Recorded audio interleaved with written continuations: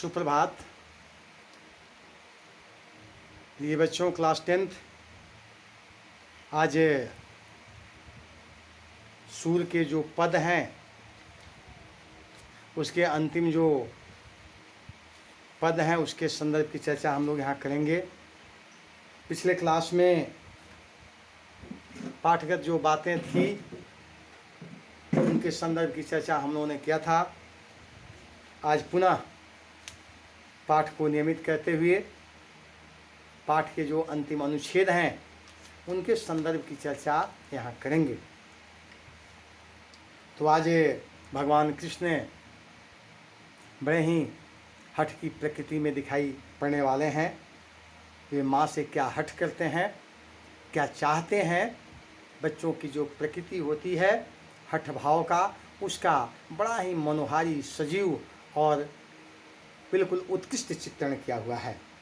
मैया मेरी चंद्र खिलौना लय हों, धौरी को पै पान न करई हों, बेनी सिर न गुथई हों, मोतिन माल न धरी हों उर पर, झुंगली कंठ न लय हों, जय हों लोट अभी धरनी पर, तेरी गोद न आए हों, लाल कहे हों नंद बाबा को, तेरे सुत न कहे हों, कान लाए कछु कहत जसोदा, दाहुई नहीं सुनय हों, चंदा हूँ ते अति सुंदर तो ही, नवल दुल्हिया व्यय हों, तेरी सौ मेरी सुन मैया अभी ब्याहन जय हों, सूरदास सब सखा बराती, नूतन मंगल गए हों।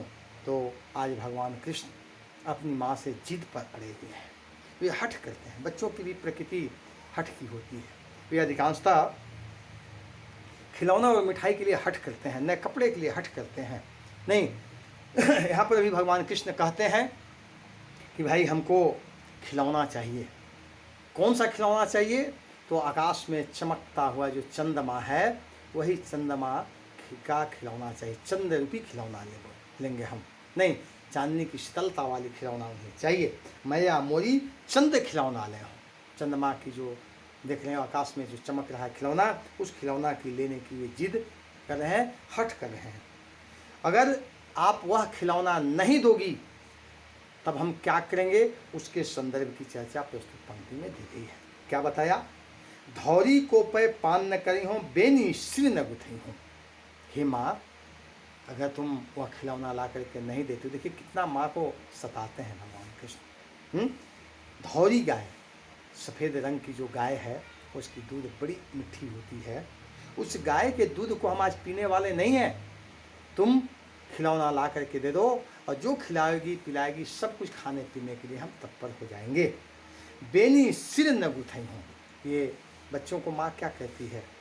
बड़े सशक्त भाव से बालों को झाड़ना, गुथना, पाउडर करना, कजर लगाना, अच्छे कपड़ा पहनाना और फिर उसे खेलने के लिए छोड़ देना। लेकिन आज भगवान कृष्ण पूरा क्रोधित हैं। वे कह रहे हैं कि पहली बात तो यह है कि अगर वह खिलौना ला करके तुम नहीं दोगी तो हम किसी भी हालत में तुम्हारा दूध गाय का नहीं पिएंगे। और दूसरा बात जो है वह कि तुम बहुत मुझे पकड़ती हो, नहलाती हो, धुलाती हो और बाल झाड़ कर करके, कंघी कर करके तुम काजल पाउडर लगा करके मुझे खेलने के लिए छोड़ती हो। आज हम किसी भी हालत में बाल गुथने तुमको नहीं देंगे। क्यों? क्योंकि मुझे चंद्रमा रूपी खिलौना चाहिए। मोतियन माल न धरी हो उर पर, झुंगली कंठ न लयो। इतना ही नहीं, इतना करने से वो खुश नहीं है। तुम क्या कहता है, बेयंती माला पहना करके हमको सुंदर लगाती हो, सुंदर सुंदर हार पहनाती हो गले, ताकि मेरा सुशोभित हो जाए। आज हम सुंदरता के प्रतीक नहीं रहेंगे, आज क्रूरता के प्रतीक हम रहेंगे और किसी भी हालत में उस माला को हम अपने गले में नहीं धारण करेंगे। यहाँ तक कि कपड़े भी पहनने के लिए हम तत्पर नहीं होंगे। नहीं, झुंगली कंठ न लय हो, हम गला में कोई कपड़ा नहीं पहनेंगे, हम यूं ही रहेंगे। जय हो लोट अभी धरनी पर, तेरी गोद न आए हो। माँ के लिए इससे बड़ी बात क्या है? अगर बेटा कहे कि हम धरती पर लौटते रहेंगे लेकिन तुम्हारा गोद नहीं आएंगे, गोद नहीं आने की बात को कहकर भगवान कृष्ण माँ के हृदय को व्यथित करते हैं। इसलिए कम से कम इस जिद के आगे मेरा खिलौना मिल जाए और मैं खिलौना से खेल सकूं। बच्चे की भी यही सशक्त भाव होती है अपने खिलौने, मिठाई और नए कपड़े के लिए। कवि ने इन सारे बातों को इसी प्रासंगिकता के रूप में हमें समझाने का प्रयास किया है और भगवान कृष्ण की इस प्रकार की प्रकृति को दिखाने का प्रयास भी किया है। इसके बाद लाल कहो नंद बाबा को तेरे सुत न कहो। और देखिए भगवान कृष्ण कितना कितना कष्ट दे रहे हैं। ये कहते हैं कि देखो हम तुम्हारा पुत्र नहीं है, तुम मत कहना कि मेरा पुत्र है, हम तो नंद बाबा के पुत्र हो जाएंगे। कब? जब खिलौना नहीं दोगी तब। लेकिन खिलौना ला करके दोगी तो फिर तो तुम मेरी माँ है ही, इसमें कहीं दिक्कत नहीं है। इसलिए नंद बाबा के हम पुत्र कहाएंगे, तुम्हारे पुत्र नहीं कहाएंगे। अगर कोई लड़का अपनी माँ से इस प्रकार की वार्तालाप करे कि तुम हमको कोई चीज़ ला करके दो, नहीं तो हम तुम्हारे बेटे नहीं हैं, पुत्र नहीं हैं, सुत्र नहीं हैं, माँ का हृदय विदीर्ण हो जाता होगा। लेकिन भगवान कृष्ण की इस प्रकार की भाव को भी मनोहारी ढंग से कभी प्रस्तुत कर करके यह बताने का प्रयास किया है कि वस्तुतः बच्चों की यही प्रकृति होती है, इसी प्रकृति में आनंद है, इसी प्रकृति में वात्सल्य भाव है, इसी प्रकृति में मातृत्व सुख भी है। कभी अपनी इस प्रकार की बात को कहने के पश्चात नहीं, निश्चित रूप से यशोदा को क्या लगता होगा वो तो वही जानती होगी। नहीं, तब माँ तो माँ ही होती है। अपने बच्चे को कैसे लालन पालन करना है, कैसे फुसलाना है, कैसे उसके भाव को ताड़ कर करके उसके मनपसंद की क्रियाओं को करना है, वह कहा कि ये कन्हैया कृष्ण यहाँ सुनो। लाल कहो नंद बाबा को तेरो सुत न कहो, कान लाए कछु कब जसोदा दावी नहीं सुनैन हो। कहा कि काम करो, तुम अपने कान को मेरे मुंह के सामने लाओ। और लाया और कहा कि देखो यह बात बलराम को मत बताना। दोनों भाई में बड़ा अंतर द्वंद रहता था। नहीं, अगर बलराम को कुछ मिलता था तो इनको खाने के नहीं देते थे, और इनको मिलता था तो उनसे भी छिपा करके खा जाते थे, या इसी प्रकार की उनकी क्रियाएं चलती थी। सोचा कि इस बात को इतनी चुपचाप कही जाए कि लगे कि यह मेरे हित की बात है, मेरी भलाई की बात है। इसलिए कन्हैया को बुलाया, तुम इधर आओ और अपना कान मेरे मुंह के सामने रखो। लेकिन उन्होंने कहा कि भाई देखो ऐसा करना, तुम किसी भी हालत से बलराम को नहीं बताओगे ना? कहा कि नहीं माँ, हम किसी भी हालत में उसको नहीं बताएंगे। चंदा हूँ ते अति सुंदर तुही नवल दुल्हिया दे हूँ। कहा कि तुम चंदा चंदा की रत लगा रखा है, उससे भी सुंदर दुल्हन ला करके यदि तुमको हम दे दें तो तुम खुश होगा कि नहीं? भगवान कृष्ण इस प्रकार की दुल्हन रूपी खिलौने को पा करके या पाने की प्रकृति को सुन करके मन से आह्लादित हो गए और अपनी माँ से क्या कहते हैं? तेरी सौ मेरी सुन मैया, हे माँ मेरी कसम है, तुम जल्दी से जल्दी अभी मेरी ब्याह कर दो, मेरी दुल्हन ला दो, ताकि मैं धन्य हो जाऊँ। और सूर्यदास सब सखा बराती नूतन मंगल गए हों।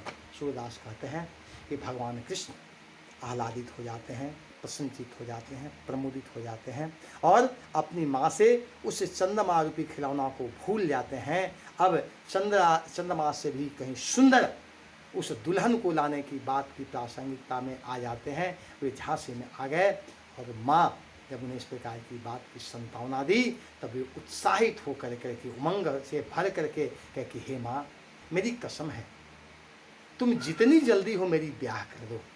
और ये जितने भी यहाँ सखा हैं, नहीं सखा का मतलब मित्र दोस्त, ये सब के सब बारात जाएंगे और उस बारात में ये नूतन मंगल गए हों। आप देखते होंगे विवाह का जब समय आता है तो हमारे समाज की परंपरा रीति रिवाज ये है कि मंगल गीत गाते हैं और बड़ी सुखद अनुभूति प्राप्त करते हैं। कवि स्वाभाविक रूप से यशोदा और कृष्ण की इस बाल स्वरूप को बड़ी सजीवता के साथ चित्रांकन कर करके हमारी ईश्वर के प्रति आस्था का जो रूप है उसको विस्तृत तो किया ही है, लेकिन माँ और पुत्र के बीच में जो वात्सल्य भाव है, जो मातृत्व सुख है, वह यशोदा प्राप्त करती है। और साथ ही साथ भारत जो भी माताएं हैं वे भी अपने इन बच्चों के माध्यम से उस सुख की प्राप्ति करती है, जिस सुख की आकांक्षा और अभिलाषा बहुत दिनों से पली और बढ़ी हुई होती है। स्वाभाविक रूप से इस मातृत्व सुख के आगे सारे सुख फीके पड़ जाते हैं, सारे सुख नगण्य और शून्य लगते हैं। वास्तव में माँ यशोदा भगवान कृष्ण की इस प्रकार की अनुपम झांकी को देख करके, उसके बाल मन की इस प्रकार की प्रकृति को देखकर उसे ऐसा लगता है कि मैं माँ होकर के धन्य हो गया, और वात्सल्य भाव के जो सारे रूप हैं ये सब हम में समाहित हैं। इस प्रकार से दोनों के बीच का जो भाव है वह कवि स्पष्ट रूप से पाठकों तक पहुंचाने में समर्थ हुआ है। इसके लिए धन्यवाद के पात्र कवि सूरदास जी भी हैं। तो आज के लिए इतना ही। अगली क्लास में अन्य बातों को नियमित किया जाएगा। आपको बहुत बहुत धन्यवाद।